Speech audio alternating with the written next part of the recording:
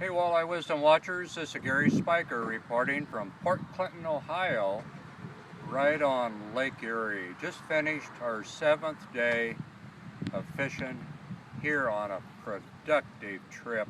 The last 7 days, came here from Iowa, and my friend Jim Lyon came from Kingston, Canada, with 2 of his buddies, Pat and Derek, and then another buddy, Doug, came down from Sault Ste. Marie.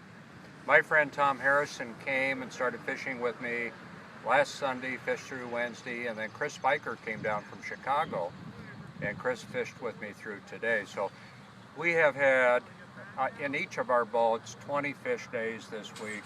We have caught multiple fish, 22, 23, 24 inches long. Our biggest, we caught a couple 29s this week. Those 29s, we kept trying to catch a 30. We just couldn't get it done. Our biggest today, I think Chris was what, a 28 and a quarter? Correct, yeah. Yeah, 20, I think we got a couple of 28 and a quarters today. Wanted to just take a minute or two and show you what we're doing. As you can look the backdrop, you can see Lake Erie over my shoulder. We're at the Missouri boat ramp, a very popular boat ramp, a very nice boat ramp to get out on Lake Erie and get back in a covered harbor. Folks, we brought all the crankbaits that we own, all the reef runners, but you know what? We never needed them, because this week for us has been a spinner bite. And a spinner is basically a length of line with some beads and a couple hooks. And these are made up many times. Anglers will make these up on their own. I'm kind of lazy, so I just buy them pre-rigged. But I think what's made the difference for us this week is we have been dressing the spinner with what's called a walleye fly.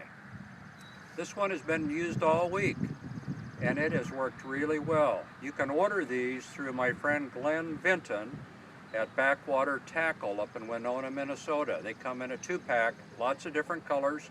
You can check them out on the website.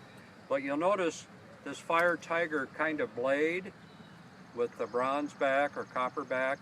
This blade, in combination with this walleye fly, this was one of my top producers this week.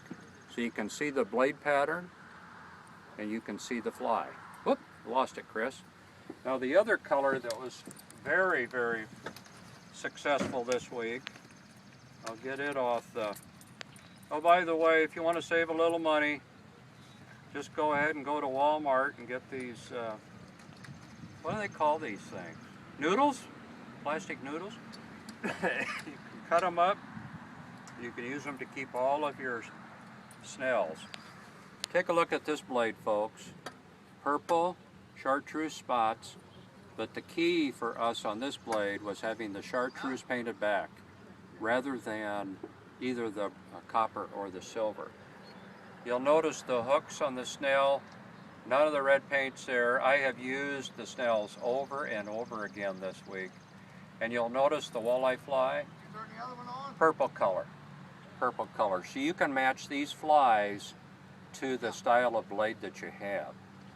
So how are we presenting these baits? We are presenting these baits 50 feet behind an inline weight, an inline sinker. And you can order these from a lot of different places. These just happen to be Bass Pro Shop. You can see they're a little fish shape, and they come in different weights. This happens to be a 1 ounce. This is a 2 ounce.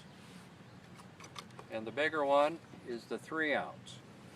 Our most productive so far this week was using the 2 ounce inline weight 50 feet behind the planer board. And we happen to use offshore planer boards. We want to thank the DeShano family for providing a quality product for us for fun and tournament fishing, but these worked extremely well. So you attach your leader to the back of the inline weight. So here's your leader, your snell, and your blade and your crawler, and then you attach your main line to this, the top of the inline weight. We were letting out 50 feet and attaching the planer board. And according to my antique precision trolling guide, that 2-ounce weight back 50 feet was taking the spinner blades down about 18 feet. And we fished this whole week pretty much in 35 plus feet of water. I can't tell you exactly where we were, but I can tell you we were near some of the well-known shoals here at Port Clinton, Ohio. If you have a chance to get over in the near future, this lake is on fire. We could fill our limits in the first couple 3 hours of fishing, but you know, folks, what we did, we let basically all of our fish go. We just cleaned a few fish.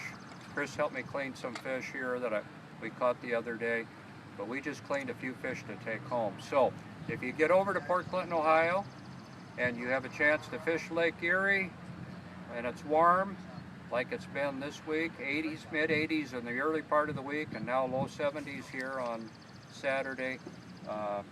Pull spinners, pull them on inline sinkers, pull them probably 50 feet behind the planer board, and have a good time. So I want to thank Jim Lyon and the crew from Canada, Derek and Pat and Doug. I want to thank Tom Harrison from Chicago. But most important, I want to thank my son Chris for hanging out with his dad for a few days here at Lake Erie. So thank you, Chris, and thank you, Walleye Wisdom watchers.